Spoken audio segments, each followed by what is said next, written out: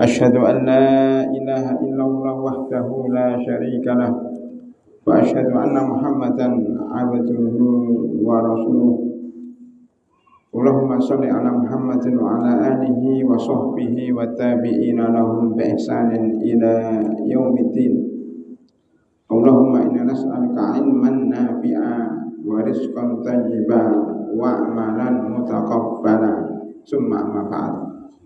Ibu-ibu yang kami hormati, jamaah pengajian nggak ada namanya MTA Nisa ya, saya nggak membaca. Yang setahu saya jamaah pengajian Masjid Century 2 Masjid Al-Muhajirin ya. Alhamdulillah pada pagi yang berbahagia ini udara cerah. Ini tumben udara cerah, mungkin karena ada ibu-ibu mau ngaji. Biasanya sudah mendung dan hujan. Ya. Alhamdulillah dengan adanya pengajian ini udara menjadi cerah. Amin ya rabbal alamin. Pada kesempatan yang pertama kali ini ibu-ibu ya, kami baru pertama kali duduk di depan ibu-ibu. Kalau di depan bapak-bapak sudah pernah pada bulan Ramadan berapa tahun yang lalu kuliah subuh kalau nggak salah saya pernah duduk di masjid ini, Masjid Al-Muhajirin. Nah, kalau dengan ibu-ibu baru pertama kali. Ini Masjid Muhajirin ya. Masjid Al-Muhajirin Century 2. Pada pagi hari ini kami diminta untuk menyampaikan tentang fikih wanita kontemporer. Karena ini adalah wanita semuanya, maka judulnya fikih wanita. Tidak ada fikih laki-laki. Itu menunjukkan yang banyak masalah itu wanita.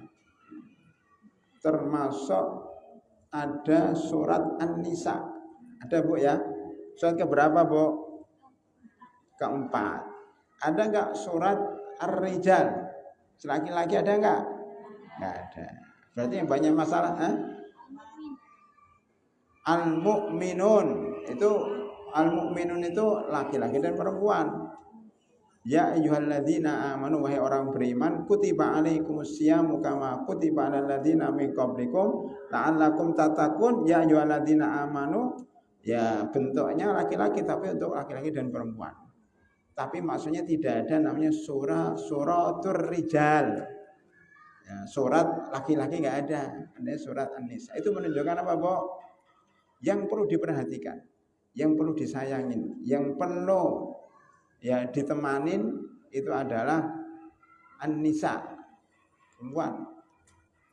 Karena dalam konteks itu perempuan itu makhluk yang lemah dibanding laki-laki. Kemudian di situ juga disebutkan dalam surah An-Nisa tentang anak yatim terutama anak yatim perempuan, sudah perempuan yatim lagi. Sudah perempuan yatim fakir. Maka Allah Subhanahu wa taala kepingin mengangkat perempuan, kepingin mengangkat derajat wanita dengan surat itu. Jadi bukan menurunkan derajat wanita, bukan, tapi kepingin mengangkat derajat wanita yang zaman jahiliyah itu direndahkan oleh kaum laki-laki sampai bayi kalau lahirnya jenis kelamin wanita maka dikubur hidup-hidup oleh orang-orang jahiliyah. Dalam Islam tidak boleh. Kemudian begitu juga pada zaman jahiliyah wanita tidak diberikan hak waris. Bahkan wanita sendiri menjadi barang warisan. Pada zaman Islam diangkat derajatnya, diberi setengah. Kata ibu-ibu cuma setengah Ustaz. Lumayan daripada tidak. Setengah itu maksudnya karena wanita itu tidak ada kewajiban memberikan nafkah, baik kepada anaknya, baik kepada suaminya, baik kepada orang tuanya.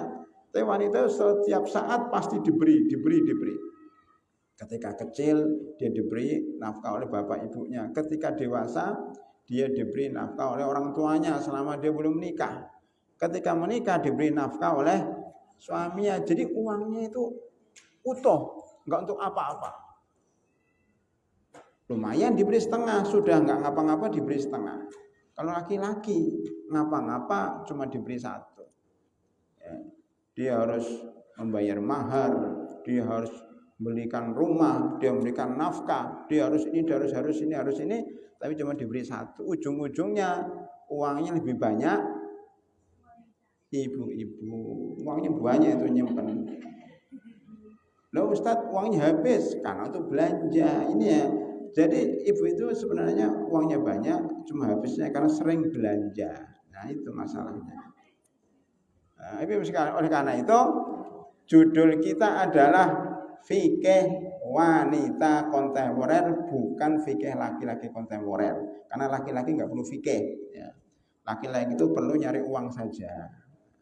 Jadi rahimakumullah, karena fikih wanita kontemporer, qadarullah, karena permintaan itu saya lihat di rumah ternyata saya pernah mengarang buku fikih wanita cocok dengan judulnya fikih wanita kontemporer, karena wanita gambarnya bunga mawar. Ya sih saya tulis sendiri. Kalau laki-laki gambarnya bukan bunga. Bunga itu menunjukkan wanita. Apa namanya, warnanya pink.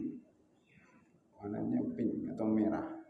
Aduh, buku ini berisi 14 judul, 17 tema tentang wanita kontemporer. Tidak mungkin dibahas dalam 1 jam. Makanya kalau diminta judulnya apa Ustadz, judulnya satu-satu dulu. Supaya cepat, untuk hari ini didobel 2 judul. Ya. Karena mau Ramadan maka didobel. Bab pertama dan bab keempat. Ya. Hukum keputihan dan hukum wanita haid membaca Al-Quran. Sebenarnya ada di dalam website. Ibu bisa lihat, cuma saya belum menyiapkan. Mohon maaf ya. Belum menyiapkan websitenya. Tapi bisa saya tulis-tulis ya. Di sini ada internetnya enggak? Ya, tak hotspot dulu aja. Oh sudah ada. Oh masjid ada? Ada. Oh ya, alhamdulillah. Apa namanya? Masjid ada. Masjid belum keluar ya.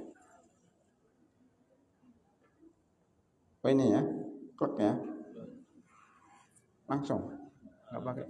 Oh, ini menunjukkan masjid yang bagus itu punya wifi.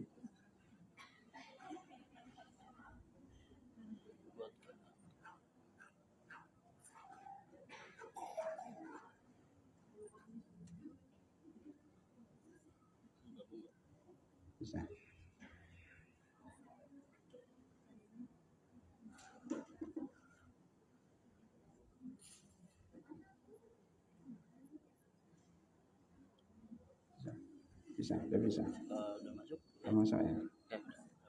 Oh, udah masuk. Udah masuk, Bu. Alhamdulillah. Tinggal dibuka. Karena zaman sekarang itu zaman digital ya. Jadi apa-apa internet. Zaman internet. Ini keluar gini, Bu ya. Ada namanya Puskafi. Nanti Ibu lihat karya tulis di sini, ceret keluar. Nanti fikih wanita di sini ada, kan ada 29 buku lebih. Maka dicari fikih wanita kontemporer, ceret keluar. Nah, ini judulnya set. Atau kalau mau dari sini, Bu. Ini kan ada gambar buku ini. Ya. Ini yang pakai manual. Hah? Kok bisa ya?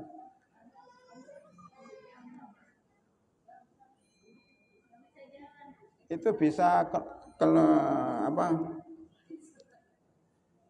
maaf, itu sebenarnya sudah bisa, mungkin ininya ya.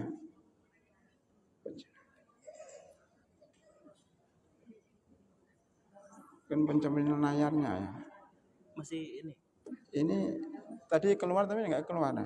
Apa ya sebenarnya Bang?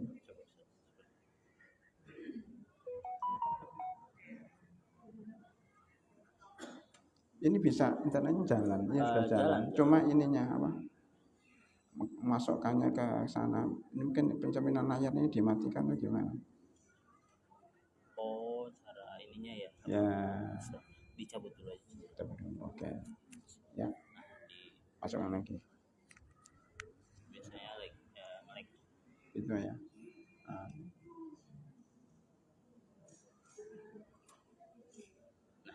Udah bisa. Coba ya. Oke. Nah, udah mulai jalan. Monggo dilihat. Itu. Kelihatan Bu. Itu ya Bu ya. Ada dua cara pakai next. Ini bukunya banyak banget. Next. Boleh gitu. Nah, ini VK wanita dipencet klik. Ya, ini karangan saya semuanya. Ini daftar isinya. Yang kita bahas adalah buku ini. Ini internetnya ada, yang manual ada. Ini saya bawa. Saya tadi jaga-jaga aja kalau ibu kepengen yang manual. Saya tadi asal ngambil aja dapat berapa? 20 buku atau berapa itu. Nah, kalau di internet ini. Dari 17 ini kita pilih yang mana, Bu? Kita pilih yang apa, Bu? Kita pilih yang keputihan. Nah, karena warnanya putih, jadi kita tulis keputihan. Oke. Tambah dulu keputihan itu apa? Ibu bertanya, Ustadz, keputihan itu kan bagian wanita, Ustadz. Kenapa yang bahas laki-laki? Nanti ada pertanyaan lagi, masalah darah haid, darah nifas, darah istihadah itu kan wanita. Kenapa yang bahas ustadz laki-laki? Dan seterusnya. Karena yang belajar itu laki-laki. Kalau ibu-ibu kan masak yang menyediakan belanja dan sebagainya nggak sempat belajar. Ya kita sharing lah ya. Nanti kalau ada sesuatu yang kurang, yang laki-laki tidak tahu silahkan ditambahin. Tetapi secara umum ya ini menjadi bagian ibu-ibu. Sekarang keputihan secara umum karena tidak semuanya juga tahu. Keputihan itu cairan yang berwarna putih, bukan berwarna merah. Kalau berwarnanya namanya darah. Darah ada 3, darah haid, darah nifas, darah istihadah. Ini ada putih, cairan putih yang keluar dari alat kelamin wanita. Sebabnya apa? Ada 2. Sebabnya karena memang faktor fitrah manusia, fitrah wanita keluar begitu. Ada biasanya keluarnya sebelum datangnya bulan, sebelum datangnya haid atau sesudah datangnya haid. Saya tidak tahu pengalaman ibu bagaimana, karena saya belum pernah ngalamin. Yang kedua, keputihan itu bisa disebabkan karena penyakit. Penyakit itu karena satu bakteri, karena jamur, karena apalagi virus, karena parasit ada 4. Ya, jamur, bakteri, jamur, baja, bajai. Terus apa? Parasit karena virus, bajainya papi ya. Jadi itu. Jadi ada 4 penyebab, yaitu karena bakteri, karena jamur, karena apa tadi? Virus, karena parasit dulu baru virus. Ya itu makanya gatal-gatal. Kalau yang penyebabnya ini gatal-gatal, kadang memerah. Nah, itu keputihan Bu ya.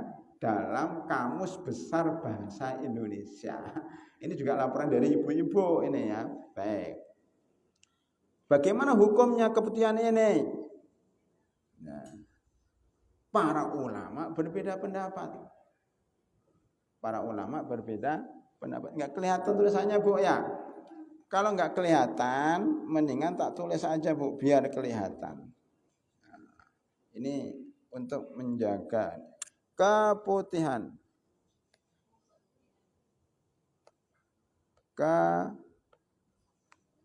Ah. Ini rusak lagi.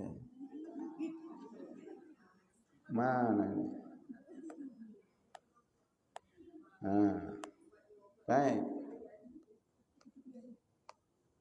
Ini rusak ini tambah.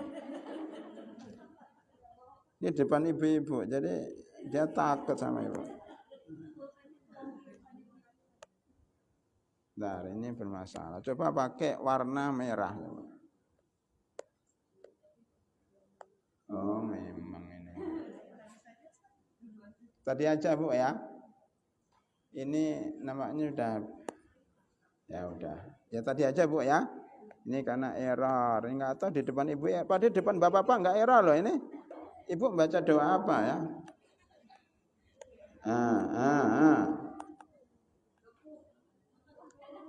Oh. Ya error nih. Ya karena fisiologi gitu ya. Itu normal. Fisiologi itu karena normal. Ada yang namanya patologi itu karena penyakit. Ini karena normal. Ini abnormal. Bukan berarti gila, enggak. Tapi maksudnya karena penyakit. Kebutuhan itu ada 2. Penyakitnya ada 4 tadi. Penyebabnya apa? Bakteri. Bakteri dulu Bu. Yang kedua jamur. Yang ketiga parasit.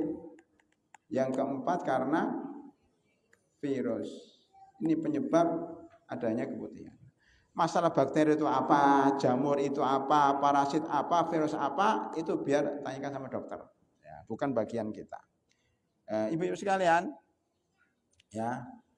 Kemudian ini kan keputihan secara fakta. Bagaimana hukum Islam? Apakah keputihan itu najis atau tidak najis? Kira-kira ibu milih yang mana? Milih nggak najis? Kok bisa nggak najis kan?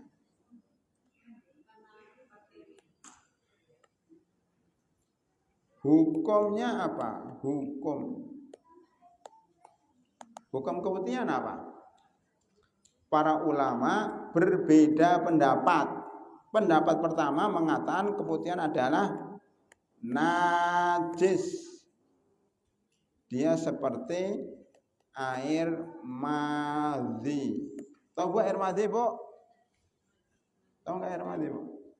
Air itu ada 3, air mani, air madhi, dan air wadi. Macam-macam air.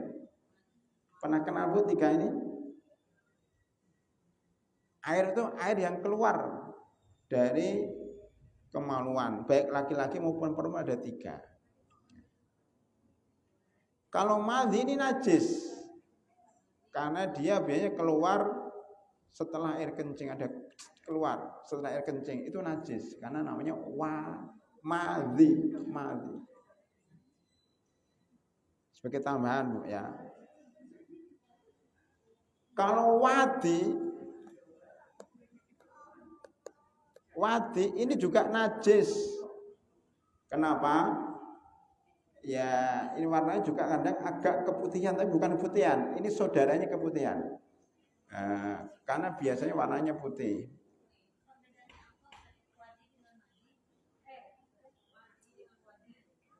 Perbedaannya madhi dimulai dengan mem, ini dimulai dengan w. Madhi dengan wadi. Itu perbedaan pertama. Ntar perbedaan kedua, madhi itu biasanya karena kecapean. Madhi karena kecapean. Capek banget nih. Keluarlah madhi, keluar pleng. Wadi itu warnanya bening seperti air Bu ini ya. Air bisko. Air gini dibuka, cek. Nah ini air madhi mem. Mohon maaf nih. Kayak gini nih. Warnanya bening, tidak pekat. Kemudian kadang disertai dengan syahwat. Banyak orang mengatakan ini muqaddimah sebelum adanya air mani. Biasanya keluar sebelum berhubungan suami istri. Apakah itu sama dengan Bartolin atau apa? Kita belum sampai ke situ. Tapi ini secara syariah madi itu seperti itu. Kadang dengan syahwat, kadang nih. Tapi ini tidak muqaddimah lah. Kalau wadi biasanya agak keputihan, encer, sama-sama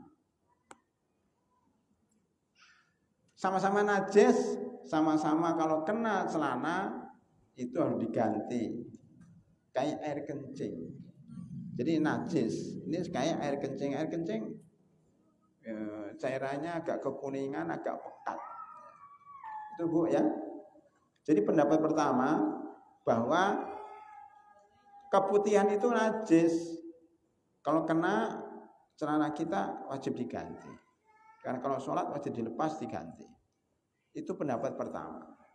Apa dalilnya? Kalau ada dalil, kita belajar fikih harus ada dalil. Dalilnya adalah pertama, bahwasanya Rasulullah SAW di sini ada semuanya.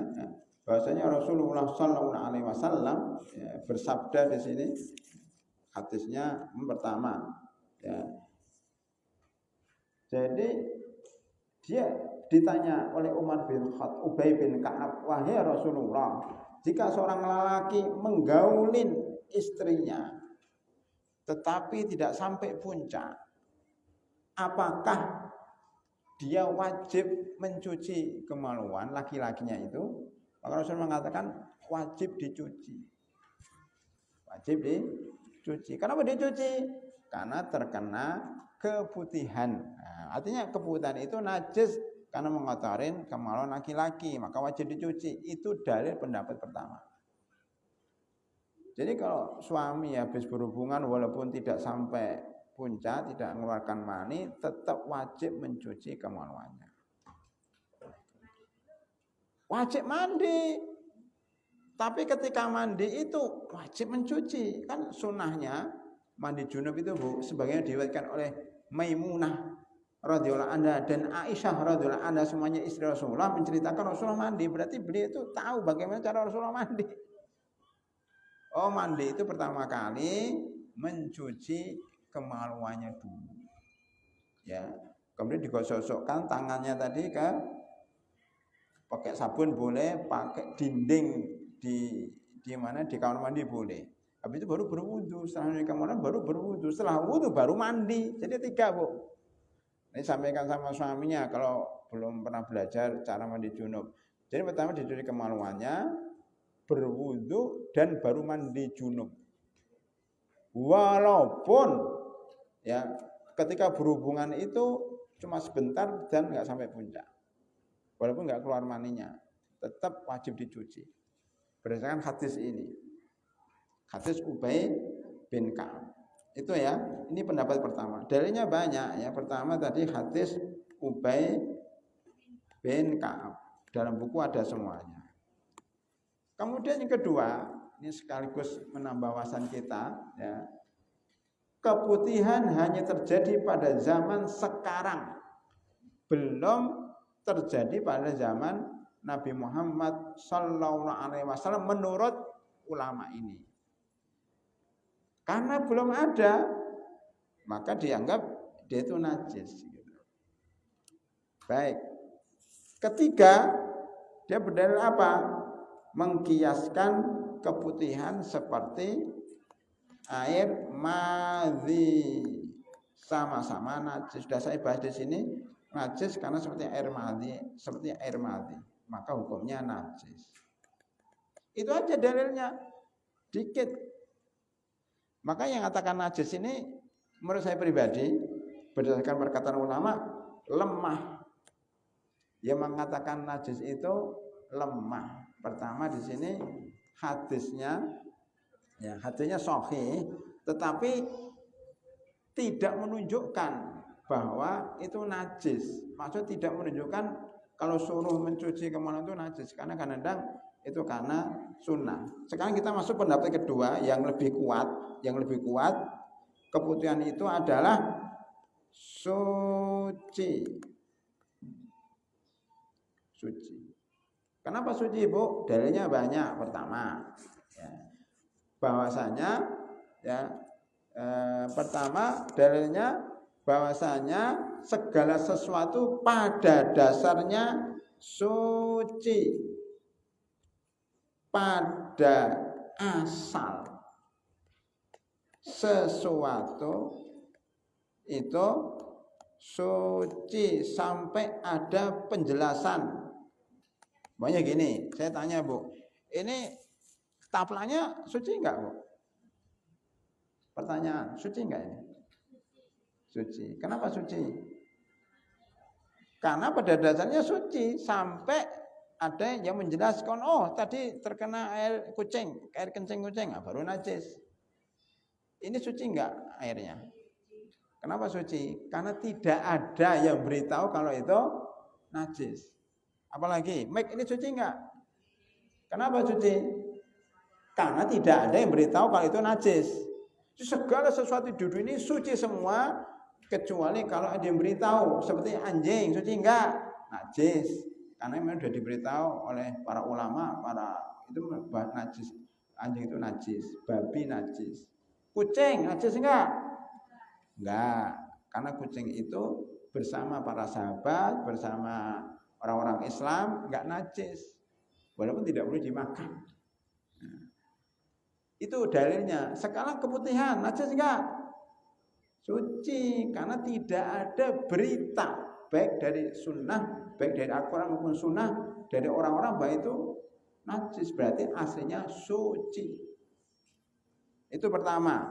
Yang kedua, kenapa suci? Kedua, karena keputihan itu sering dialami oleh kaum wanita.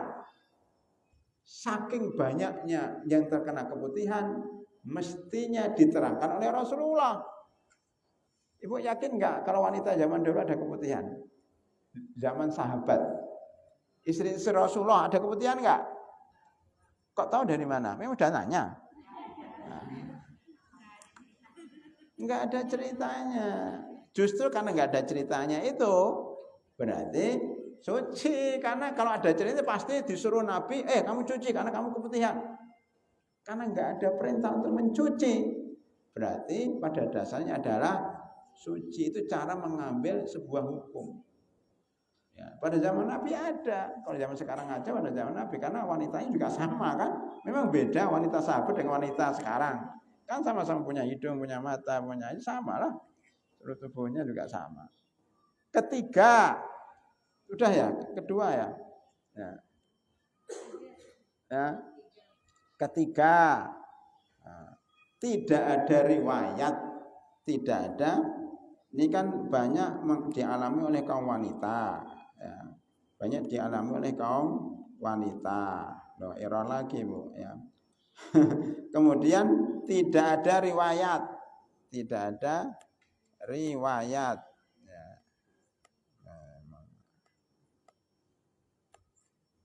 Tidak ada riwayat.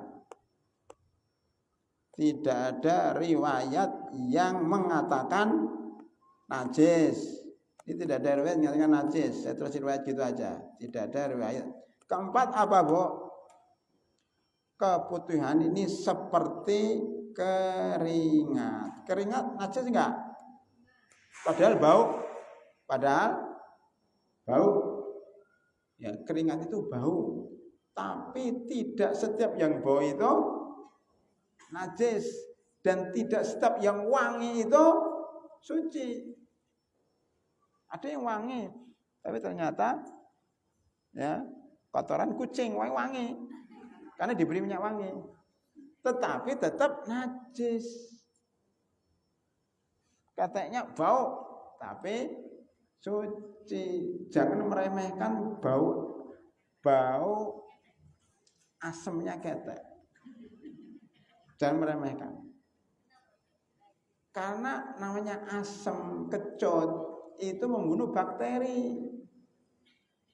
Coba kalau kata ibu manis pasti banyak semutnya. Alhamdulillah. Jadi Allah itu menciptakan sesuatu itu ya untuk menjaga kita. Katanya manis semuanya banyak. Karena kecut makanya nggak ada semut. Yang kedua itu membunuh bakteri. Oleh karena itu yang kecut-kecut seperti umpamanya jeruk nipis, jeruk limun, itu kan kecut, membunuh bakteri. Maka perbanyaklah minum jeruk nipis, limun dan seterusnya. Itu bagus untuk masakan supaya baterainya habis. Termasuk yang pahit-pahit kayak pare ya. Ya. Itu bagus. Justru yang manis-manis itu yang bahaya, gula, ya kan? Kuenya enak banget manis. Itu manis di awal, tapi sengsara di akhir. Karena membuat kolesterol, membuat gula dan sebagainya. Itu teorinya gitu, Bu ya. Tidak setiap yang kecing itu najis. Termasuk keringat itu suci. Yang kelima, dalilnya banyak nih Bu, makanya saya mendukung dalil ini. Kemudian hukumnya seperti air mani loh. Karena tadi sudah saya sebutkan dulu. Di sini ada air madhi dan wadhi. Di sini ada Bu ya. Ada dua, madhi dan wadhi, ini najis. Tapi kalau air mani suci. Sekarang saya tanya, ibu itu bisa lahir dan besar ini karena apa? Air madhi atau air wadhi atau apa?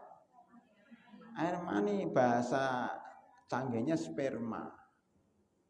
Sperma yang dikeluarkan oleh laki-laki langsung membuahi namanya sel telur, kan gitu. Menjadi namanya zigot, kan gitu. Zigot kemudian besar-besar menjadi alaqah, nutfah jadi alaqah menjadi mudghah. Itu dalam teori bagian perkembangan janin dalam perut. Nah, ibu yang mengalami kandungan dalam ibu itu kan karena air mani. Coba sekarang air mani najis, berarti ibu semuanya najis ini. Mau mandi, mau wudhu tetap najis karena berasal dari sesuatu yang najis. Maka pendapat mayoritas ulama air mani itu suci karena asal muasal manusia. Itu asal muasal manusia itu suci. Loh kenapa mandi Ustaz? Mandi itu gara-gara tadi kena air madhi, kena air wadhi, ya, kena yang lain lah. Tetapi menariknya ibu-ibu, yang najis tidak menyebabkan orang mandi. Air kencing, kalau ibu kencing mandi, wajib mandi enggak? Enggak. Tapi wajib dicuci. Yang suci tidak ngotorin, tidak menyebabkan najis pakaian, tetapi menyebabkan mandi besar. Itu menariknya di situ. Mana dalilnya? Dalilnya bahwasanya Rasulullah Shallallahu Alaihi Wasallam itu pakaiannya, sarungnya itu terkena air mani. Pertanyaannya, mungkin karena mimpi basah Ustaz? Tidak. Para nabi, disebutkan para nabi itu tidak pernah bermimpi basah, tidak melamun terus bermimpi macam-macam dalam mimpinya. Itu mimpinya baik semuanya. Yang mimpi basah itu ya manusia biasa karena melamun, akhirnya malamnya mimpi terus basah, mimpi orang dewasa. Berarti disimpulkan Nabi itu kena air mani pasti karena berhubungan dengan istrinya, berhubungan dengan Aisyah sebagai istrinya. Kalau air mani menciprati sarung atau bajunya, itu menunjukkan baju beliau nggak banyak. Kalau sekarang kan baju untuk di rumah, baju untuk nemui tamu, baju untuk ke masjid, baju untuk kajian, baju untuk kondangan. Apalagi ibu-ibu ada sandal untuk kajian, sandal untuk kondangan, sandal untuk apa? Ini apa namanya, tasnya ganti tiap hari. Ada koleksi tas berapa itu? Kalau Rasulullah Shallallahu Alaihi Wasallam itu sudah satu itu aja, ya itu untuk untuk berwudu, ya untuk tidur, untuk sholat, karena sederhana. Buktinya apa? Nah, ini kecipratan air mani. Habis itu dikerek karena kering, dikerek oleh Aisyah, dikerek, kemudian dipakai untuk sholat. Masih ada bekasnya, itu ada bekasnya, pakaiannya itu ada bekas. Itu apa itu bekas air mani? Itu menunjukkan bahwa air mani itu suci. Itu Bu ya. Makanya kita alhamdulillah suci semuanya karena terbuat dari air mani gitu. Inilah ya kesimpulannya bahwa keputihan itu hukumnya suci, hukumnya suci. Ya. Rusak lagi. Kalau dengan ibu-ibu itu banyak ujiannya. Ya. Kesimpulannya suci, udah nggak apa-apa lah. Sabar. Nah, suci bisa kan? Pertanyaan kedua ini baru satu kan? Pertanyaan kedua, kalau suci membatalkan wudhu atau tidak? Nah, apa? Tergantung gimana?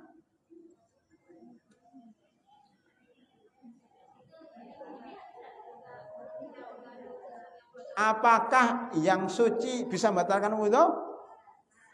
Contohnya apa? Oh, air mani. Oke, bagus. Yang lain, contoh yang lain. Saya nggak pakai door prize. Yang lain mana? Ada nggak?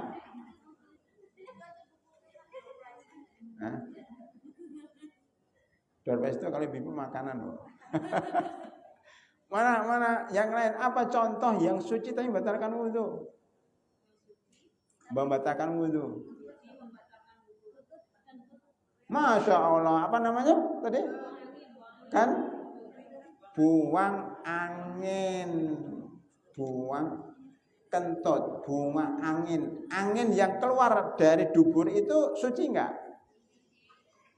Suci enggak? Halo? Gimana sih?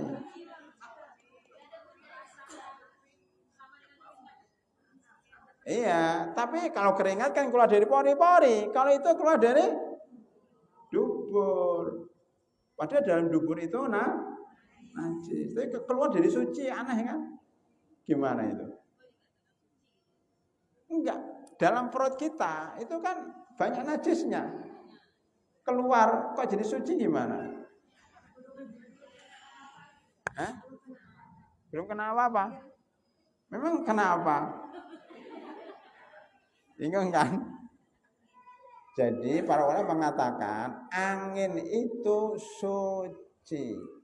Kalau najis pasti disuruh mencuci dubur, dicuci. Kentut dicuci lagi kan repot. Celananya setiap buang angin harus ganti. Butuh berapa celana? Alhamdulillah Islam memudahkan kita. Jadi itu suci walaupun asli di dalamnya najis, ya kan? Karena kentut itu mukodimah mau BAB kan, mukodimah itu. Nah, tapi kalau sudah BAB jadi najis. Ini menarik banget nih. Oleh karena itu ibu-ibu, walaupun dia suci tetapi membatalkan wudhu. Nah, itu contohnya. Makanya keputihan itu seperti angin yang keluar. Keputihan itu hukumnya seperti kentut, yaitu suci tapi membatalkan wudhu. Itu pendapat yang lebih tepat. Memang ada pendapat yang mengatakan tidak membatalkan wudhu, tapi kita memilih pendapat yang membatalkan wudhu tapi suci. Itu Bu ya. Bingung nggak?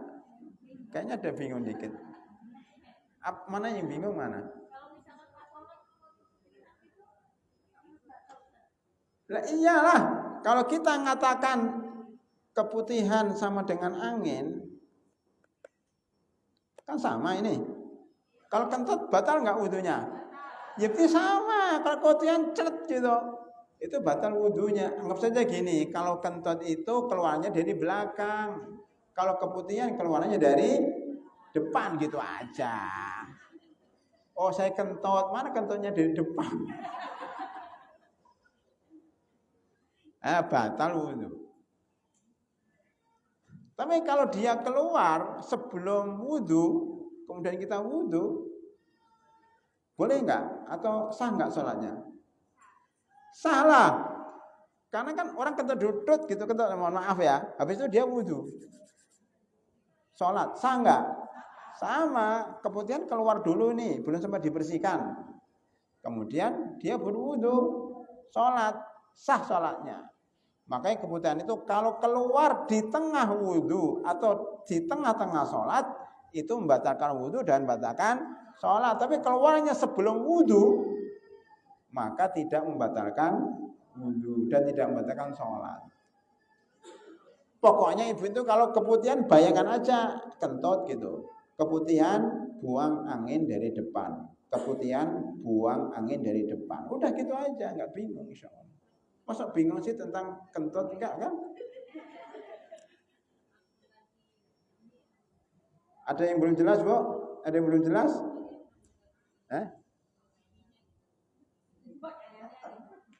Tidak harus mengganti.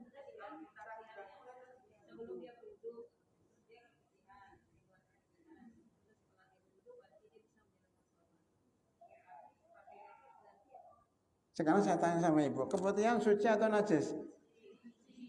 Suci. Ya sudah, kalau diganti, memang stok celana dalamnya banyak. Udah nggak usah diganti, repot lagi pas di masjid, pas pengajian, harus pulang dulu. Di tasnya ada 3, susah banget.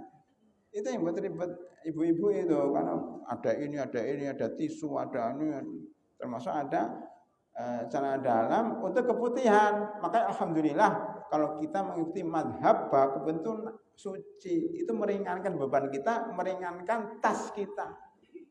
Nggak usah membawa. Ya, alhamdulillah kita milih yang gitu, Bu. Jadi kalau suci nggak perlu diganti. Tapi kalau mau diganti nggak apa-apa, tapi itu sunnah, tidak wajib. Kalau ada yang nanya yang lain sebelum pindah ke tema, silakan, Bu.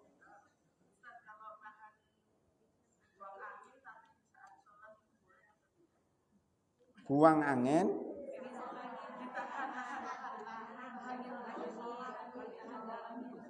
Oh, apa hukumnya menahan buang angin sedang sholat, ya, atau menahan mau kencing, boleh atau tidak, atau menahan BAB kan gitu, itu satu paket. Ada hadis, Bu, hadisnya begini, Bu, hadisnya sahih, Bu, bunyinya apa hadisnya begini. La sholata, ada la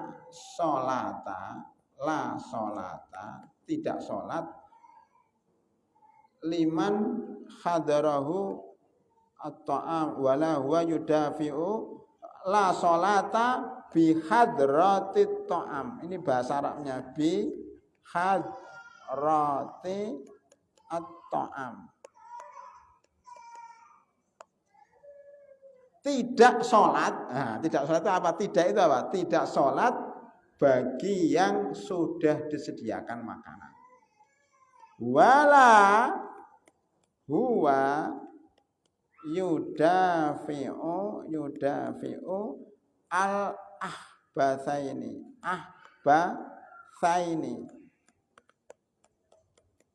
Nih, saya terangkan satu-satu, Bu, ya. Tulisannya besar-besar kan? Sengaja supaya kelihatan. La sholata dalam bahasa itu artinya tidak sholat. Tidak apa? Tidak apa? Tidak ada sholat? Ada. Adalah orang sholat nahan kan ada. Sholat di depannya ada makanan, ada enggak? Ada kan? Berarti manalah di sini apa? Ada 2 kemungkinan. La sihhata, tidak sah sholat, atau tidak sempurna. Pilih yang mana? tidak sempurna. Jadi di sini namanya la sholata kamilah, tidak sempurna sholat seseorang, ya. Tidak sempurna, ini tidak sempurna sholat seseorang kalau di depannya ada makan. Iya, makanya ibu kalau sholat makannya disingkirkan. Enggak, ini belum selesai. Enggak, satu-satu ya. Ini belum selesai.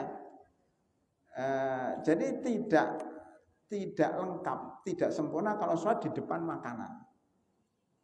Atau diartikan tidak sempurna sholat kalau makanannya sudah disediakan. Makan dulu baru sholat. Mendingan makan mikir sholat daripada sholat mikir makan. Itu satu, satu dulu. Ini nomor satu. Ini kan baru sampai sini. Yang ini kan belum. Wala huwa, dan tidak sempurna juga kalau dia yudafi'u, menahan. Menahan apa? Menahan dua kotoran, yaitu buang air kecil, buang air besar. Kentut masuk di sini karena kentut itu muqaddimah BAB. Tidak, oleh Rasulullah tidak dianggap itu. Menahan air kencing, menahan buang air besar, dan menahan kentut itu termasuk makruh, membuat sholatnya tidak sempurna, tapi sah. Sah. Masalahnya sekarang pertanyaannya, nahannya itu nahan banget atau nahan? Menahan ada tiga, Bu. Menahan sedikit, menahan sedang, menahan banget. Kalau menahan dikit, oke lah ya, dia dapat khusyuk, dapat pahala 90%. Kalau nahan sedang, minimal 60%. Kalau nahan banget, itu khusyuknya tinggal 10%. Sebagian orang mengatakan pahalanya hilang. Ya ada yang katakan batal, tapi mendingan dia batalkan, batal nggak usah ditahan, terus wudhu lagi. Ngapain maksakan diri?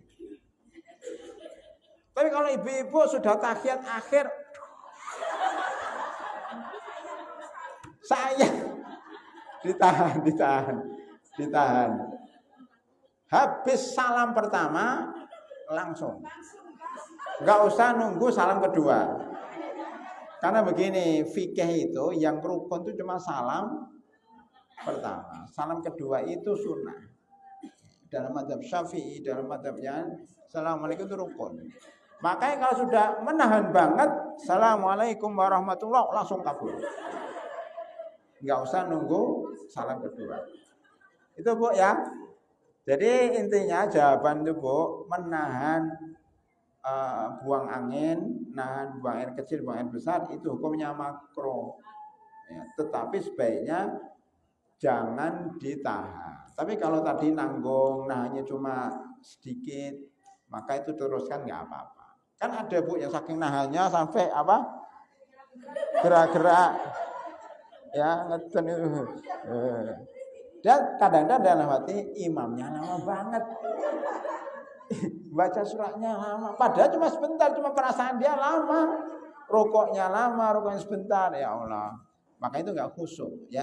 Ini nasihat kepada kita semuanya dari Nabi Muhammad SAW, jangan menahan air kecil, jangan menahan buang air besar, jangan menahan kentut, dan jangan menahan lapar yang sangat.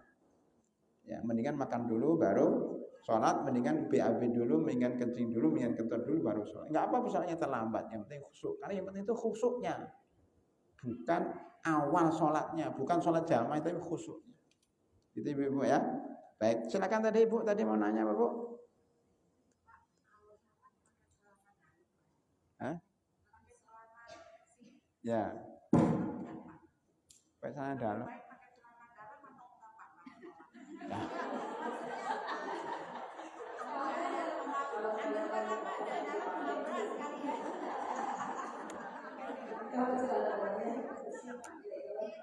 Jadi gini Bu, gini Bu. Kita harus tahu fikih sholat dulu. Apa sih syarat sholat? Syarat sholat ada 5. Syarat sholat ada 5 Bu ya. Apa Bu coba? Bisa enggak? Belum tahu? Ada yang tahu syarat sholat ada 5 tahu enggak ibu-ibu? Ibu sholat tiap hari masa enggak tahu syaratnya?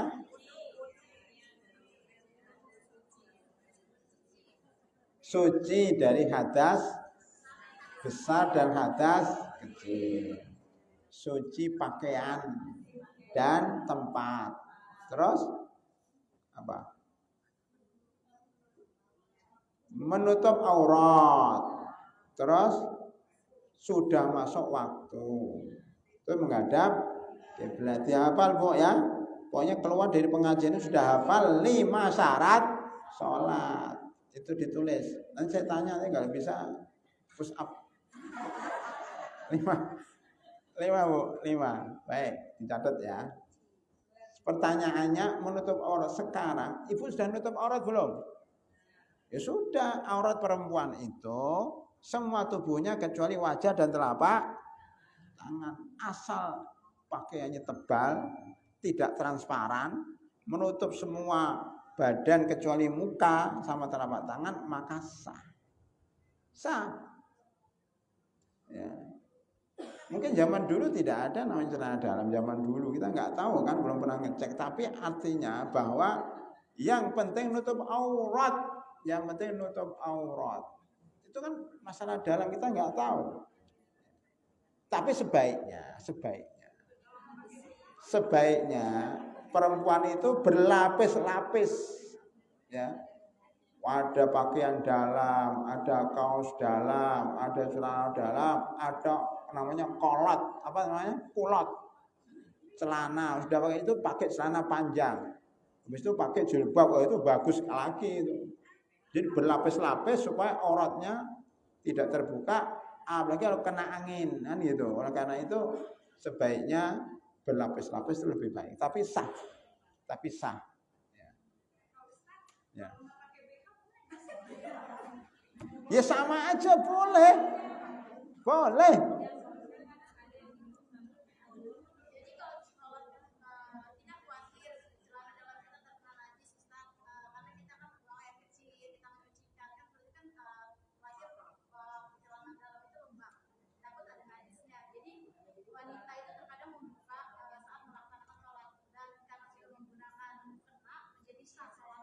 Ya, sah.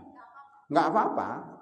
Cuma saya tambahkan Bu, ibu-ibu itu sering namanya wiswas, tahu wiswas? Was-was. Iya, kalau bahasa Arabnya wiswas, kalau bahasa Indonesianya was-was. Khawatir, najis. Padahal itu hanya prasangka aja. Itu dihilangkan Bu. Prasangka itu menyebabkan kita jadi capek sendiri. Wah, najis. Kan kalau nggak najis pakai aja.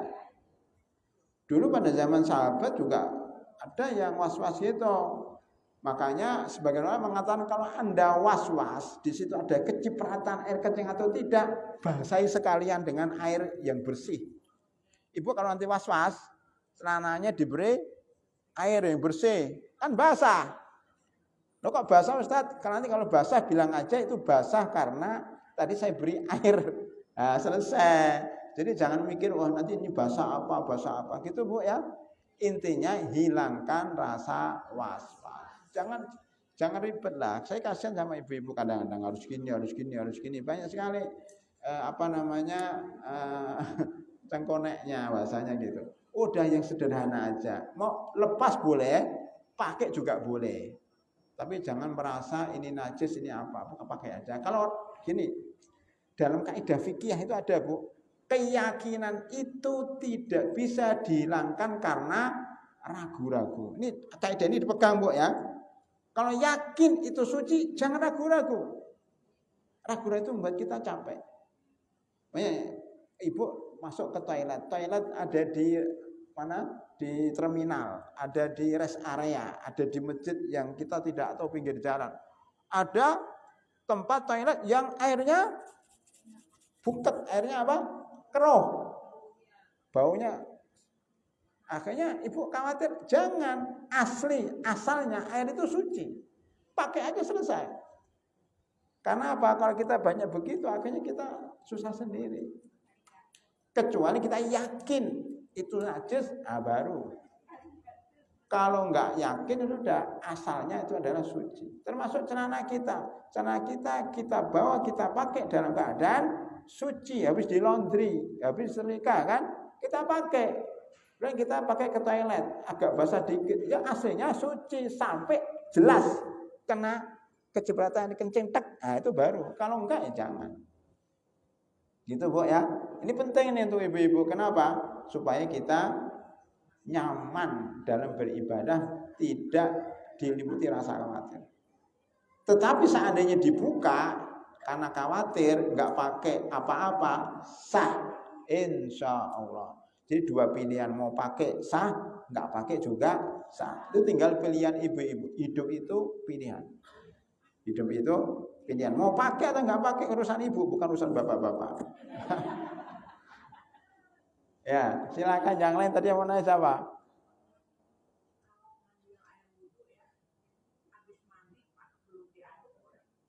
Mengalami wudhu? Habis mandi?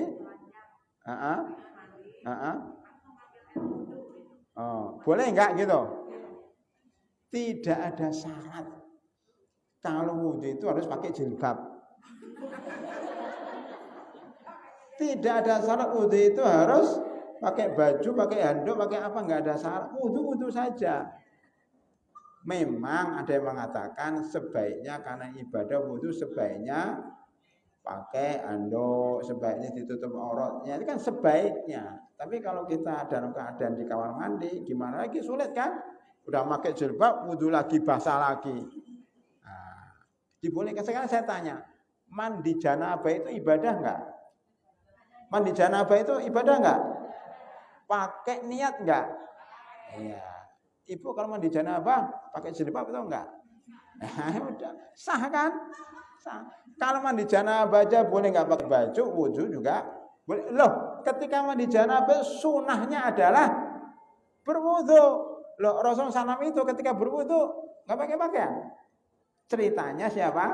Aisyah sama Maimunah, istri beliau cerita. Masuk bohong Aisyah? Kan enggak. Berarti boleh. Kita beragama itu harus ada dasarnya Quran dan Sunnah. Jangan pakai perasaan. Wah, gua enak wudhu, wudhu dalam nggak enaknya itu loh. Nggak enak itu dari mana? Ya katanya repot. Gitu Bu ya. Tapi kalau mau pakai handuk lebih baik. Tapi kalau nggak apa juga sah insya Allah, tidak masalah. Udah ya, udah jelas. Jam berapa ini?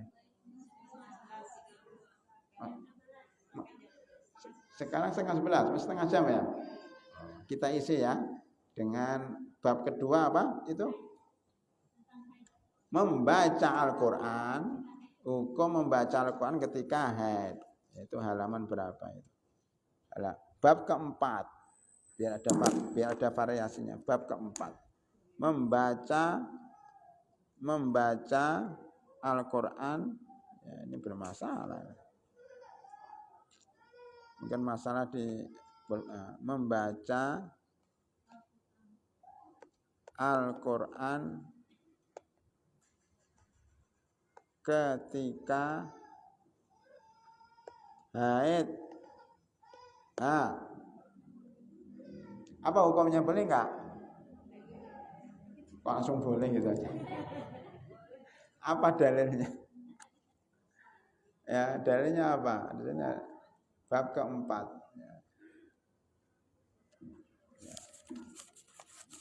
Pertama, ibu-ibu, ya di sini disebutkan para ulama berbeda pendapat dalam hal ini. Ustadz kok berbeda pendapat terus? Itulah fikih. Fikih itu sering berbeda pendapat. Makanya orang yang sering bahas fikih itu toleransi sama perbedaan pendapat. Kamu boleh, saya nggak boleh, sudah. Yang penting sama-sama ada dalilnya. Pendapat pertama mengatakan tidak boleh seorang wanita menyentuh dan membaca Al-Quran. Menyentuh dan baca Al-Quran. Dalilnya apa? Satu. Ini pertama, tidak boleh. Pendapat pertama. Ya. Nomor 1. Apa dalilnya? 1. Surat Al-Waqiah, surat ke-56 ayat 79. Dia apa sampai Al-Waqiah ayat 79. Bunyinya apa? La yamassuhu illa al-mutahharun. Mutahharun. Apa artinya, Bu? La, tidak, masuhu, ini maksudnya Quran, tidak menyentuh Al-Quran, tidak menyentuh Al-Quran kecuali yang disucikan. Mutahhar itu disucikan. Nah, masalahnya di sini. Siapa yang dimaksud dengan mutahharun? Ada yang mengatakan, oh ini manusia. Manusia itu harus berwudu, harus suci. Ada yang mengatakan itu malaikat. Loh, yang suci itu malaikat. Kalau manusia itu ya kadang najis, kadang enggak. Dan Al-Quran di sini bukan Al-Quran di Masjid Al-Muhajirin ini, ya. Tapi maksudnya Al-Quran di mana? Di Lauhul Mahfuz. Saya tambahkan dikit karena ini mau bulan Ramadan ya. Tambahan karena pas kita tentang Al-Quran. Surat Al-Baqarah 185 ini tambahan. Allah berfirman, "Syahrul Ramadhan alladzi unzila fihi al-Qur'an hudan lin-nasi wa bayyinatin minal huda wal furqan." Bulan Ramadan di dalamnya diturunkan Al-Qur'an. Apa semua Al-Quran, Bu? Bu? Tidak. Yang diturunkan itu hanya surat Al-Alaq. Iqra bismi rabbikal ladzi khalaq sampai 5 ayat. Selain itu diturunkan bulan Rajab, bulan Sya'ban, bulan Muharram, bulan Dzulqa'dah, bulan Dzulhijjah. Haji itu ya, itu kan bulan haji. Jadi maksudnya Al-Quran turun itu dari Lauhul Mahfuz, dari langit ke-7. Ini langit ke-7 namanya Lauhul Mahfuz. Ya, menuju mana? Langit dunia. Langit pertama yang kita lihat biru itu, langit biru gitu. Itu langit biru, langit. Ya kan langit biru kan? Langit dunia namanya, Bu. Itu pada bulan Ramadan 30 juz. Prak dari langit yang dekat Arsy, prak ke langit yang kita lihat itu. Gimana caranya kita nggak ngurus, yang penting jret gitu. Lah di langit dunia itu ada namanya Baitul Izzah. Taruhlah di situ, disimpan di situ. Kalau di langit itu jangan Baitul Ma'mur, itu langit ke-7. Kalau langit yang dunia namun Baitul Izzah, beda. Ini 30 juz pada bulan Ramadan. 17 Ramadan, ada yang mengatakan 24 Ramadan. Sebelum puasa loh, Bu. Puasa itu baru 2 Hijriah. Lah, disinilah namanya Lauhul Mahfuz. Ketika Al-Quran di Lauhul Mahfuz, Al-Quran itu tidak ada yang bisa memegang.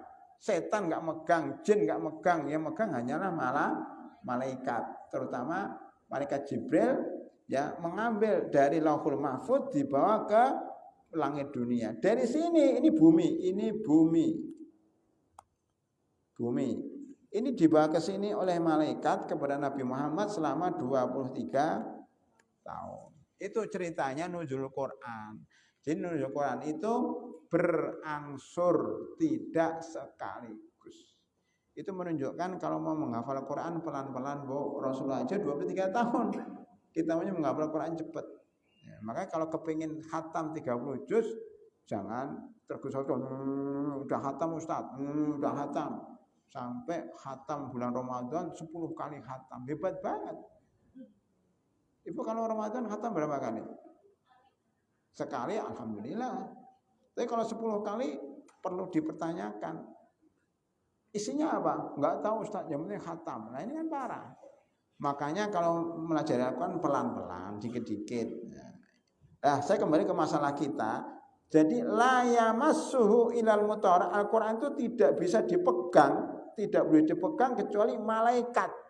Kecuali malaikat yang ada di Lauhul Mahfuz, bukan Al-Quran yang ada di dunia ini. Ini kata yang mengatakan boleh megang Al-Quran bagi yang tidak berwudu. Tetapi bagi yang mengatakan Al-Quran tidak boleh dipegang oleh orang haid dan tidak berwudu, itu mengatakan mutahharun adalah manusia. Makanya harus berwudu untuk megang Al-Quran dan membaca Al-Quran. Bisa dipahami Bu ya? Ada dua pendapat. Ini pendapat pertama mengatakan Al-Quran di situ adalah Al-Quran yang ada di dunia. Padahal Al-Quran itu kertas, isinya kertas dan tulisan tinta. Kedua, ada hadis yang namanya la tamussul Quran illa wa anta tahir. Ada hadis yang melarang seseorang memegang Al-Quran dalam keadaan suci, cuma hadisnya dhaif. Jadi kalau di sini banyak hadis-hadis disebutkan hampir semuanya dhaif ya. Tidak boleh seorang haid dan seorang junub itu memegang Al-Quran. Hadisnya juga dhaif. Jadi intinya Bu, yang melarang itu semuanya dhaif. Maka pendapat kedua, ya, saya ringkas saja karena waktunya. Langsung pendapat kedua, ya, bahwa wanita haid, ya, apa Bu? Boleh, tak bolehnya boleh apa? Bukan, boleh membaca. Entar toh, sabaran ibu itu enggak sabaran. Wanita itu boleh membaca Al-Quran dengan ini detail, ini penting bagi, dengan niat berzikir. Salah lagi. Dengan niat berzikir. Gimana Ustaz masuknya Ustaz? Begini Bu ya. Rasulullah Shallallahu Alaihi Wasallam itu setiap saat pasti berzikir. Zikir itu memuji Allah. Niatnya itu zikir. Subhanallah, alhamdulillah, Allahu Akbar. Baca Al-Fatihah, alhamdulillahirabbil alamin, arrahmanir rahim, maliki yaumiddin, iyyaka na'budu wa iyyaka nasta'in. Itu kan berzikir, niatnya zikir. Itu dibolehkan. Itu juga tambahan Bu, ini sebagai ilmu tambahan. Ketika kita sujud, kalau sujud itu kan saya tambahkan sujud, boleh nggak baca Al-Quran? Allahu Akbar, Bismillahirrahmanirrahim, Alhamdulillahirabbil alamin. Boleh nggak ketika sujud? Tidak boleh. Larangan membaca Al-Quran ketika sujud. Tapi ketika orang membaca Quran surat Al-Baqarah ayat 201, Rabbana atina, ya, atina fid dunya hasanah sampai seterusnya, wa fil akhirati hasanah wa qina adzabannar. Boleh enggak ketika sujud? Niatnya apa? Zikir dan doa walaupun ngambil dari Al-Quran. Atau dia membaca surat apa? Surat Al-A'raf ayat 23. Isinya apa? Rabbana dzalamna anfusana wa illam taghfir lana wa tarhamna lanakunanna minal khasirin. Boleh enggak? Boleh, padahal itu Al-Quran. Tapi diniatkan doa dan zikir dibolehkan. Jadi ibu kalau sujud baca ini. Rabbana atina fid dunya hasanah wa fil akhirati hasanah wa qina adzabannar. Rabbana dzalamna anfusana wa illam taghfir lana wa tarhamna lanakunanna minal khasirin. Atau membaca surat 25 ayat 74. Apa itu? Rabbana hab lana min azwajina wa dzurriyyatina qurrata a'yun waj'alna lil muttaqina. Pada waktu sujud boleh. Dan doa-doa yang lain sangat banyak dalam Al-Quran. Nah, doa-doa itu kami kumpulkan dalam buku Menembus Pintu Langit. Doa-doa yang ada dalam Al-Quran. Ini boleh semua. Itu namanya zikir Al-Quran, tapi diniatkan zikir. Maka ibu kalau sedang haid, membaca Al-Quran, baca Al-Fatihah, silahkan. Tapi diniatkan zikir. Nah, satu-satu. Itu dulu ya. Terus apa lagi? Bagaimana kalau megang Al-Quran? Nah, pendapat kedua ini atau di gabungan pendapat pertama dan kedua sudah kita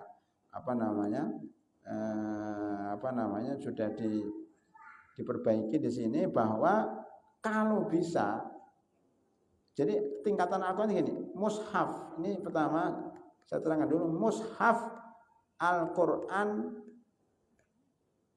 murni. Itu satu. Ini tingkatan-tingkatan dulu Bu ya. B. Quran terjemahan. C. Tafsir. D. Al-Quran aplikasi. Di HP ya. Kelihatan Bu ya? Baik. Ini tingkatan. Jadi ibu milih.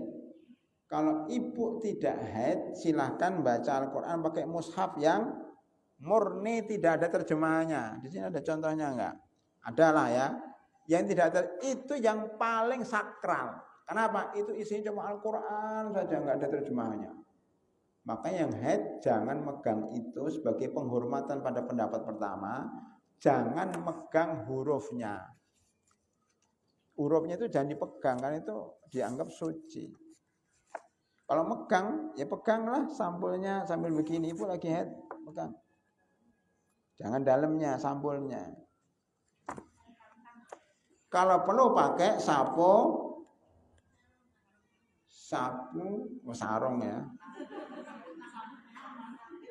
Kan sapu tangan boleh juga kan? Ya. Tapi yang benar sarung. Pakai sarung tangan. Kenapa? Ya khawatir tangan kita, ya sebenarnya tangan kita nggak kotor kan? Jadi Rasulullah SAW pernah sama Aisyah yang haid, enggak, ambilkan sesuatu. Saya lagi haid, haidmu bukan di tanganmu katanya. Haidnya di mana? Bukan di tangan kita kan? Maka boleh sebenarnya, cuma sikap kehati-hatian. Maka pakai sarung tangan kalau megang mushaf yang ada, mushaf yang asli. Hukumnya akan lebih ringan kalau pakai Quran terjemah. Ibu megang terjemahannya, tidak megang yang lebih ringan lagi kalau tafsir atau buku. Kayak buku ini ada Al-Qurannya enggak? Ada kan? Orang haid silahkan megang buku ini bolak-balik. Di dalamnya ada Al-Quran, cuplikan ayat-ayat, enggak apa-apa. Ini bukan Al-Quran, ini buku tafsir, buku fikih. Nah, bagusnya lagi kalau ada aplikasi Android di HP. Maka dipastikan jamaah pengajian An-Nisa Masjid Al-Muhajirin Senturi 2 Kota Bekasi, samping tol sebelah kanan. Kesini kan tol ke sebelah kanan, muter lagi. Itu dipastikan HP-nya harus ada aplikasi. Ayo masing-masing dicek nih. Yang tidak aplikasinya mulai sekarang download. Kalau nggak tahu tanya sama temennya. Download plek. Nah, ini ada. Ini kalau teman saya ada ini ya. Saya milih yang nggak ada terjemahannya, karena kalau ada terjemahannya ribet. Ya, ini mudah. Ini yang ini. Saya milih yang ini Bu. Mana? Nah, set. Apa ini? Ya ini Anda kelihatan nggak Bu? Ini. Ini dipijet dengan Al-Quran. Ibu walaupun haid, pijet-pijet aja, tak. Loh, kok megang Al-Quran? Ini bukan Al-Quran, ini HP. Ini Android ini lihat. Kalau saya megang Al-Quran, Ustaz lagi megang apa? Lagi megang HP. Makanya, ntar Bu, Ibu mau tanya, saya tahu mau tanya apa kan? Ini ada Al-Quran, ya kan Bu? Kita masuk toilet, ya sebentar mau bilang gitu. Jadi saya bisa membaca pikiran ibu. Sebelum ibu nanya saya tahu. Nah, ketika mau ke toilet, boleh nggak Mbak? Boleh. Tadi saya ke sini ke toilet dulu, ngecek toiletnya kayak apa kan? Dan saya memberikan contoh bawa HP boleh masuk. Nggak masalah. Kenapa? Ini HP, bukan. Sekarang saya tanya, ibu hafal nggak surat Al-Fatihah? Ada dalam. Ibu masuk toilet nggak? Nah, sama. Yang nggak boleh itu kalau kita mengucapkan Al-Fatihah ketika di toilet. Sama, kita nggak boleh bawa HP karena nunggunya lama di dalam nggak. Kalau buka Al-Quran ya nggak boleh. Buka aja apa game atau apalah gitu kan, supaya nggak bosan di dalam.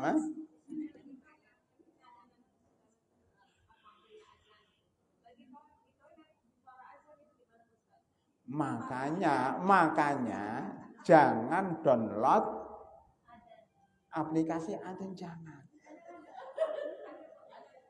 Iya jangan maksudnya. Jadi gini, para ulama di Saudi Arabia melarang dua. Satu, jangan pakai nada dering Al-Quran. Kan bagus ini, telepon, suaranya enggak. Bukannya enggak boleh Al-Quran, tapi khawatir pas di toilet ditelepon. Ini ustaznya sudah datang, entar. Ini suaranya Al-Quran, Bismillahirrahmanirrahim. Lagi di toilet, Allah. Nah itu, dilarangnya karena itu. Maka aplikasi adzan pun jangan dipakai di HP. Mendingan alarm, Bu. Ting dong. Ah, itu kan alarm. Ya, langsung masuk sholat kan ada alarm, ada itu. Ting dong ada kan. Nah, itu aja. Nggak apa-apa. Atau kalau mau yang agak islami pakai nasyid. Nyanyi-nyanyi yang religius itu kan. Nah itu nggak apa-apa. Daripada Al-Quran atau adzan itu kan kalimat Allah yang mulia. Jangan sampai itu bunyinya dari WC. Tapi kalau kita di WC mendengar adzan boleh nggak? Boleh. Ya itu suara masuk dari luar boleh. Makanya dulu ulama dulu Bu, kalau sedang di WC lama sakit perut kan, dia minta, wahai anakku, tolong kamu baca buku, didengar, setelkan murotal. Jadi nggak apa-apa ibu di WC sambil dengan murotal yang di luar, nggak apa-apa, kan itu suara masuk. Beda dengan kalau kita sumbernya itu dari toilet, itu nggak boleh.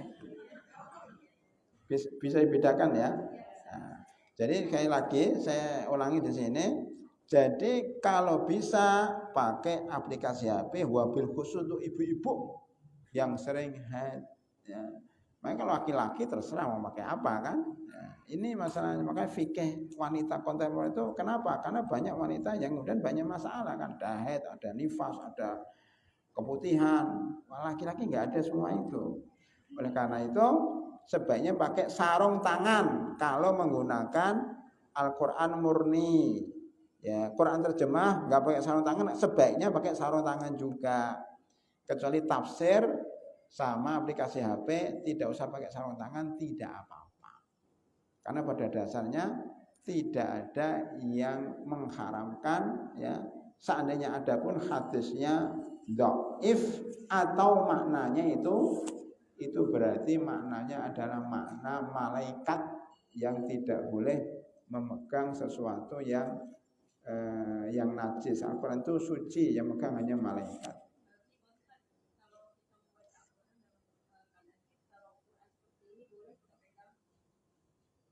Sebaiknya pakai sarung. Kan sudah saya bahas, sebaiknya pakai sarung. Sebaiknya. Ya kan ini, lihat ini kan dua. Pakai Al-Quran yang murni sarung tangan, yang pakai terjemahan sarung tangan. Tapi kalau HP nggak usah pakai sarung tangan. Sekarang kan zaman modern, Bu. Nggak usah pakai ini makanya saya di sini, Bu. Mohon maaf ya. Kalau buka Al-Quran tinggal ini, Bu. Ada aplikasi, Bu, lihat. Iya kan? Boleh ibu megang gini, karena ini bukan Al-Quran. Ini aplikasi. Ya boleh pakai itu.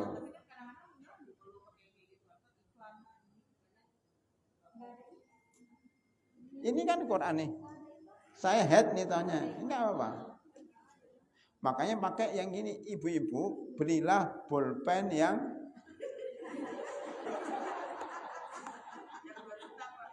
karena ibu banyak masalah. Jadi makanya ibu itu biayanya besar. Pakai HP, pakai ini, pakai sarung tangan, kan? Banyak biaya itu. Ibu ya, yang rajin baca Al-Quran silakan pakai HP.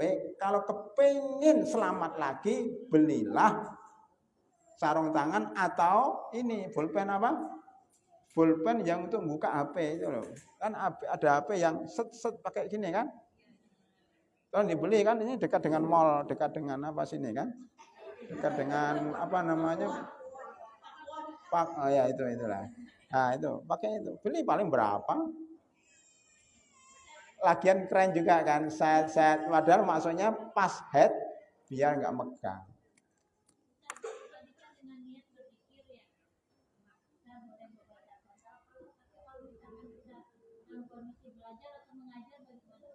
Ya itu termasuk gini juga Bu, bagi para akhwat, para santri penghafal Quran itu juga dibolehkan. Tapi pakai Android tadi ya, atau pakai sarung tangan karena besok ujian atau mengharuskan setoran kepada ustazahnya. Kalau head dilarang baca, kasihan mereka libur terus akhirnya nggak hafal Al-Qur'annya. Jadi pendapat kedua ini lebih maslahat untuk para akhwat, masyarakat untuk ibu-ibu, apalagi Ramadan, ya kan kasihan seminggu yang lain baca Al-Quran, dia nggak baca Al-Quran. Kalau baca Al-Quran akhirnya baca novel, baca apa, mana nggak bagus kan. Ya. Makanya tadi pertanyaannya, gimana kalau akhwat yang ngajar dan yang belajar Al-Quran dibolehkan pakai sarung tangan atau pakai Android, pakai HP, terus pakai pulpen. Kan canggih itu, udah pakai sapu tangan, pakai begini, pakai HP, kan canggih. Pakai cadar. Ya, yang lain silakan. Ya, silakan, Bu.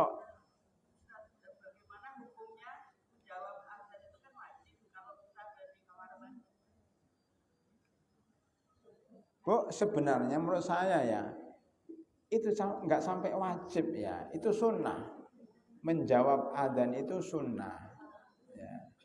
Yang wajib itu menjawab salam itu fardu kifayah. Barusan ada yang nanya ini ibu Ustadz, gimana orang di grup mengumumkan Bismillahirrahmanirrahim warahmatullahi wabarakatuh, wajib enggak kita anggota grup itu menjawab waalaikumsalam?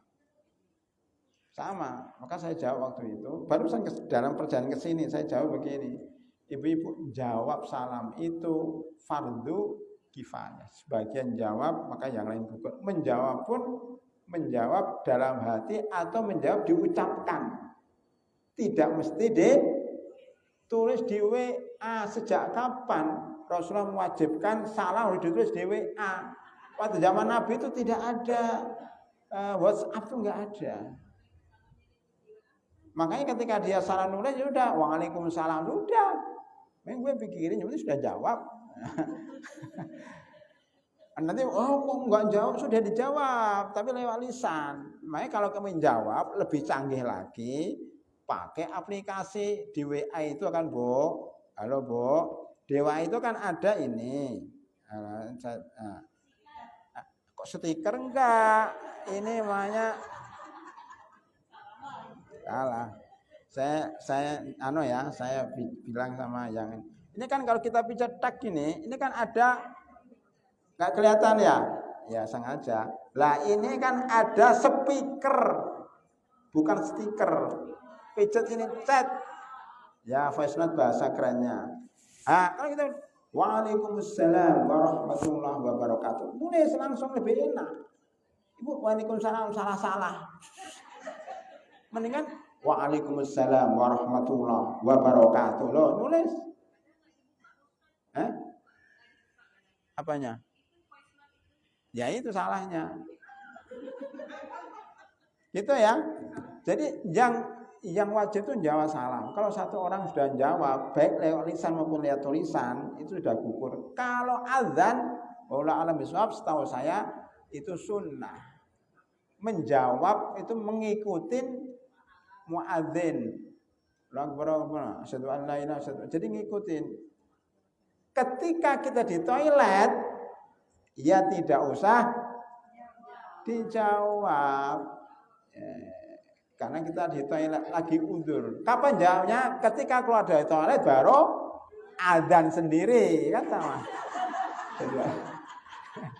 Kalau toilet baru adzan sendiri, kan ngikutin. Jadi boleh dikodok, jawabnya boleh dikodok. Oh tadi saya belum bisa saya jawab sekarang, walaupun adzannya sudah selesai. Allahu Akbar, Allahu Akbar, Allahu Akbar, Allahu Akbar, asyhadu an la ilaha illallah. Kan jawab adzan kan cepet itu kalau diucapkan sendiri kan. Gitu Bu ya. Kalau di toilet jangan, tapi udah keluar toilet silahkan kalau mau menjawab diucapkan ulang muadzin tadi. Itu Bu ya, insyaallah ya. Ada yang lain? Ya silahkan.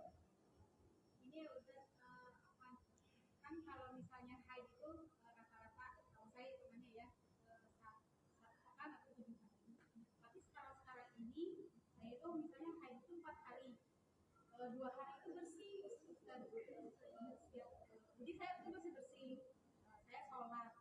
Tetapi setelah hari ke-7 itu ada lagi gitu, bukan black tapi lebih ke kayak keputihan tapi agak merah. Jadi saya itu selama bersih itu apakah saya wajib sholat bersih dan misalnya ada black lagi itu saya bersih lagi atau gimana Ustaz? Begini Bu, ibu-ibu yang kami hormati, yang head siapa? Kan ibu-ibu. Kok nanya sama saya nggak pernah head? Emang lucu dunia ini. Orang yang head nanya sama orang yang bukan head. Ya itu yang saya bilang dari awal tadi. Karena ibu-ibu nggak baca. Karena sibuk tadi, sibuk di dapur, sibuk belanja, sibuk kemana. Bapak-bapak ya karena belajar. Jadi gini Bu. Haid itu ada yang namanya pemula, ya. Ada namanya orang yang sudah biasa. Ada yang namanya orang yang sudah manipus atau monopus. Atau orang yang tidak haid. Itu macam-macam. Jadi wanita itu macam-macam. Nah, biasanya kalau masih awal orang normal itu wanita itu haidnya teratur. Haid teratur itu menunjukkan apa Bu? Kesuburan. Haid nggak teratur, akhirnya kadang-kadang bulan tanggal ini, besok tanggal apa, nggak jelas. Haidnya kapan nggak jelas, itu namanya haid yang tidak teratur. Itu hormonnya ada yang bermasalah, biasanya nggak subur. Karena setelah berjalan waktu, yang teratur tadi yang urut tadi lama-lama nggak urut. Jadi biasanya kalau haid itu rata-rata 7, yang minimal 1, maksimal 15. Tidak ada wanita di dunia ini yang haidnya lebih daripada 15 hari. Kalau lebih 15 hari bukan haid. Ini hanya harus ada pengajian khususnya. 7 hari itu kalau sudah kebiasaan berarti harus 7 terus. Tiba-tiba kok 4, 5 berhenti, diem. Jangan tergesa-gesa sholat, jangan tergesa-gesa mandi karena kebiasaan kita adalah 7, apalagi tadi akan keluar pada hari ke-7. Makanya hari ke-5 sama hari ke-6 itu dianggap masih haid walaupun belum keluar. Makanya jangan sholat, jangan mandi dulu, tunggu. Karena kebiasaan kita 7 hari. Ada yang kebiasaannya cuma 5 hari juga seperti itu caranya. Ngikuti kebiasaan. Jangan tergesa-gesa, itu pun berhubungan nanti dengan suami. Oh saya udah bersih, berhubungan, oh ada darahnya, ya salahnya istri dan salahnya suami yang tidak ngajari. Lah kan bisa haram Bu. Ini penting, ini fardu ain. Jadi mempelajari haid, nifas, istiqadah ini fardu ain untuk ibu-ibu. Kalau nggak belajar dosa, makanya segera belajar masalah ini. Jadi tadi Saya ulangi lagi, kalau kebiasaannya 7 hari, tiba-tiba 2 hari bersih, tunggu. Kalau 7 hari ya dia nggak haid lagi, berarti langsung mandi hari ke-8, hari ke-7 akhir. Tapi kalau dia ada flek atau ada coklat tadi, itu namanya tetap haid, tapi haid di akhir. Ya, oleh karena itu dia bersihnya setelah hari ke-7. Begitu cara menghitung haid itu. Walaupun bersih kan sementara. Nanti kalau sering begitu, oh ini biasanya bersih sementara. Tunggu aja. Lah nanti kalau ada perubahan hormon karena apa kita nggak tahu, tiba-tiba 5 hari berhenti selamanya. Maksudnya 5 hari berhenti, hari ke-5 nggak ada, hari ke-6 nggak ada, hari ke-7 nggak ada, hari ke-8 nggak ada. Berarti sudah berubah siklusnya sudah berubah. Berarti kita mulai 5 hari. Ada yang 5 hari, kadang 8 hari kan. Nah, itu berarti udah nggak teratur. Hormonnya juga nggak teratur. Gitu Bu ya. Jadi jangan sholat dulu, jangan mandi dulu, jangan berhubungan dulu. Suami suruh sabar Mas ya. Ini belum 7 hari. Ya, itu penting ini karena berhubungan dengan sesuatu yang haram dan yang halal. Itu Bu ya, jelas semua insya Allah. Udah jam 11 ya. Ya, kita tutup. Mudah-mudahan kita ada pertemuan di masa mendatang melanjutkan kajian fikih wanita kontemporer. Alangkah banyaknya masalah wanita itu, maka perlu ada fikih khusus wanita, termasuk yang masalah haid. Kalau memang nanti belum maksimal bisa kita perdalam pada pertemuan mendatang. Ramadan kira-kira libur enggak?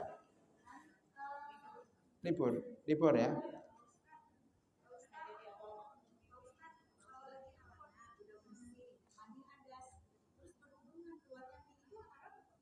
Dua bersih